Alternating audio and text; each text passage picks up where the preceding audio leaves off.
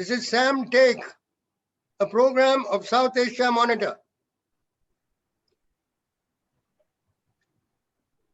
On the early hours of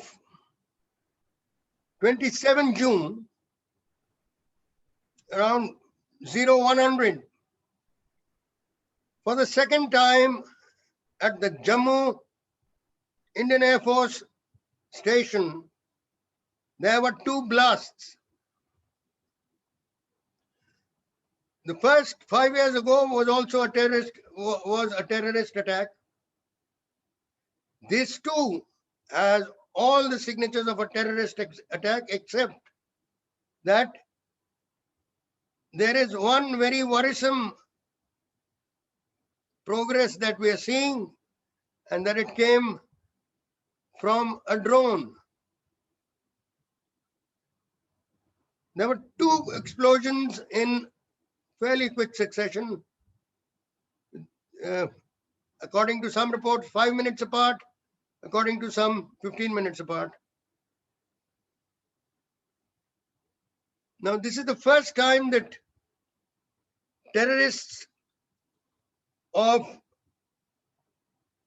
well, you can say Pakistani, most of them are Pakistani. There are some Kashmiri terrorists also, but who are also supported by the Pakistan Army and Pakistan's infamous inter-services intelligence. They have been, in the past, they've always attacked by an ambush using automatic weapons, high rate of fire automatic weapons. They've been using IEDs, that is indigenous explosive devices. In fact, in the recent years, it is the IEDs that they found very safe, because closing in with their target has been very expensive for them in terms of their lives. The Indian Army and security forces who've been dealing with them have been dealing them very hard blows by way of many of them being killed. So what better than, even better than an IED, a drone which can go a few kilometers and then target your, and then be launched on your target. Now,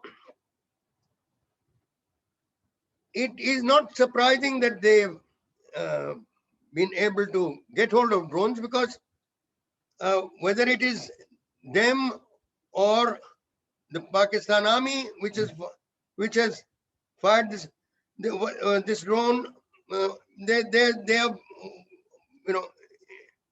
Pakistan Army and Inter-Services Intelligence, ISI, is supporting all terrorists, Pakistani as well as Kashmiri of the Hizbul Mujahideen, who have been launching terror attacks in the valley and in other parts of India also from time to time. Now, the drones are of various shapes and configurations. You can have, fixed wing biplanes, fixed wing, not biplanes, which are somewhat like an aircraft, shaped like an aircraft, or they can be quadromotor. Quadrarotor are the ones which have normally four projections with motors on each of them, at the end of each of them. And they can fly from very low altitudes to near space. It is indeed ironic that drone, which is an extension of the old aero modeling aircraft that a lot of us used during our school days, right from the 50s, 60s onwards, they were quite popular in schools. They were used in the National Cadet Corps. Anyway, then there is a third kind, which is of helium balloons. Helium balloons which can be tethered or non-tethered. Now, apart from the fact that drones are considered very safe by terrorists, they have the advantage of, for those who are using them, they're cheap. There's very less escalation risk, and they're deniable. Here's another case where Pakistan Army can simply write it off by saying, we have nothing to do with this. And today, drones can be ordered online. So it's that easy.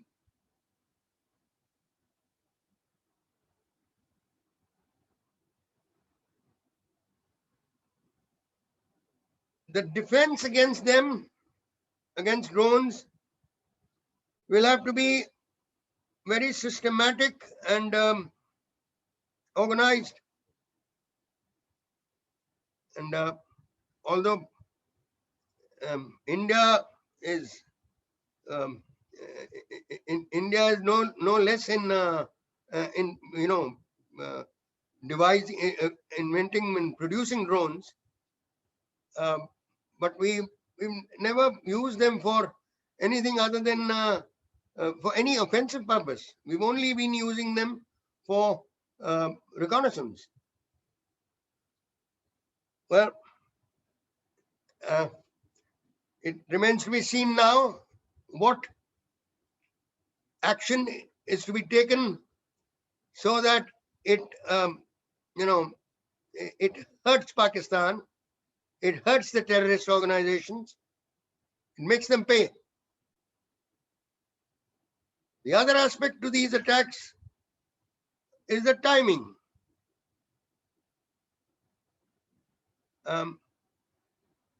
Very recently, the Prime Minister, Mr. Narendra Modi, invited all Jammu and Kashmir political parties at his residence to have an initial discussion with them. Now, ever since the abrogation of 370 in Jammu and Kashmir and the reorganization of the states as Jammu and Kashmir independent and Ladakh, union territories, not states with this statute of Article 370, which meant that no non-Kashmiri could come and settle there. No non-Kashmiri could buy land. Now, so it is the first time since the abrogation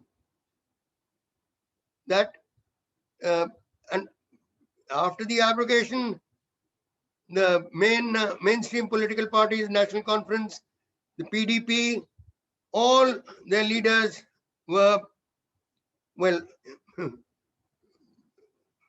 they were under house arrest, or they were ineffective. They were rendered ineffective.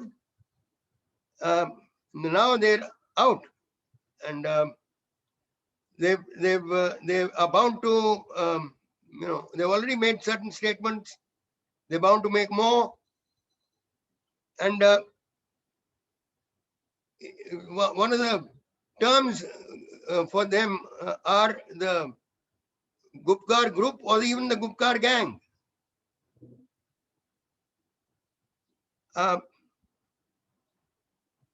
they've opened a narrative, and I think we can, the difference between pre-abrogation and post-abrogation was that post-abrogation terrorism in the valley, supported by Pakistan, continued, but without the support of a very intricate separatist network, which was a great asset to the directors of terrorism in Pakistan. And their success rate was greatly affected. But now, with the separatists most likely finding their place back, it remains to be seen again how much how effective they will be again this time around. But they're going to try like hell anyway. And Pakistan ISI is going to try its best to make them effective again. So what we have to guard against now is that with delimitation being one of the very major issues, we must be prepared now to guard, keep our guard so strong, because they will be trying to target election rallies, candidates.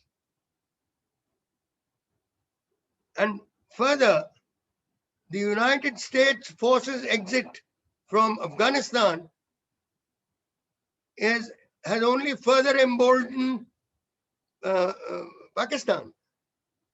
And yet another angle to that is that it has created space for China, Pakistan's old anti-India ally.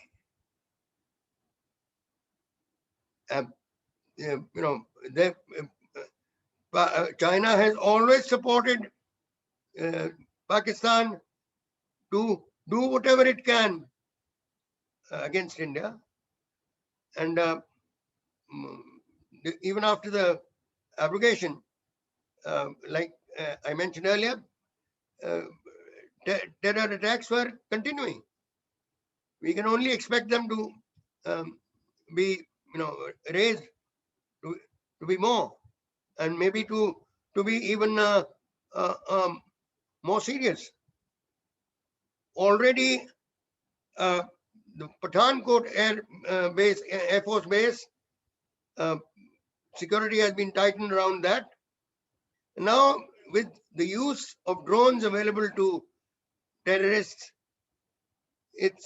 they need not confine themselves to Jammu and Kashmir alone. After all, one group which is also joined them is of the Khalistanis. So we have to be extremely wary and prepared in the future to take this threat on. And we also should be ingenious enough to preempt, prevent, or give them a taste of their own medicine. Thank you.